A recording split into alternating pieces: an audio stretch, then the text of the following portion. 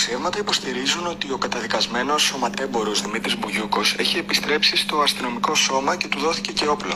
Επιβεβαιώνεται αυτήν την ανατριχιαστική είδηση? Θα ενημερωθώ. Δεν γνωρίζω σε τι αναφέρεστε.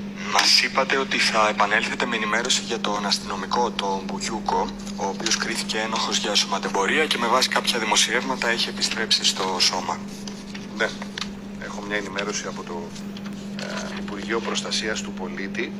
Έχει όλο το ιστορικό της συγκεκριμένης υπόθεσης. Ξεκινάει από το 2021 για συγκεκριμένα αδικήματα, όπως τα είχατε αναφέρει στην ερώτησή σας. Έγινε η ΕΔΕ 15, διατάχθηκε η ΕΔΕ 15 Ιουλίου του 2021.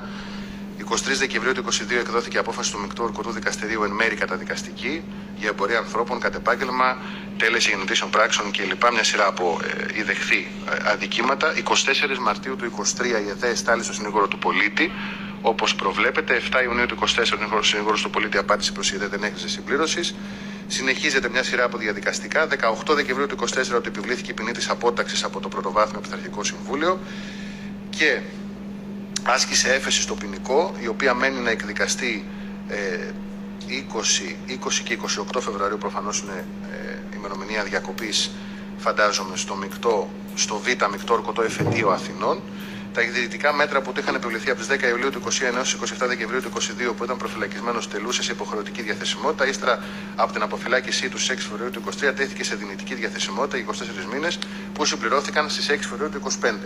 Βάσει λοιπόν των όσων ορίζει, σύμφωνα με την επίσημη ενημέρωση, επαναλαμβάνω, του Υπουργείου Προστασίας του Πολίτη, το πειθαρχικό δίκαιο, επέστρεψε στην ενεργό υπηρεσία.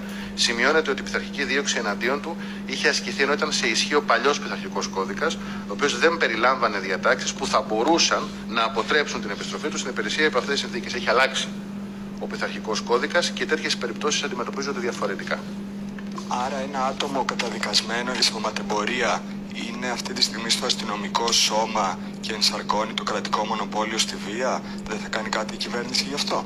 Έχει αλλάξει η κυβέρνηση το πειθαρχικό πλαίσιο, το πειθαρχικό νόμο, και από τη στιγμή που τον άλλαξε εφαρμόζεται ένα άλλο πειθαρχικό πλαίσιο και σίγουρα βέβαια μένει να εκδικαστεί και σε δεύτερο βαθμό η συγκεκριμένη υπόθεση για να ληφθούν και οριστικές αποφάσεις του πειθαρχικού με βάση τον παλιό πειθαρχικό νόμο που δεν είχε ψηφίσει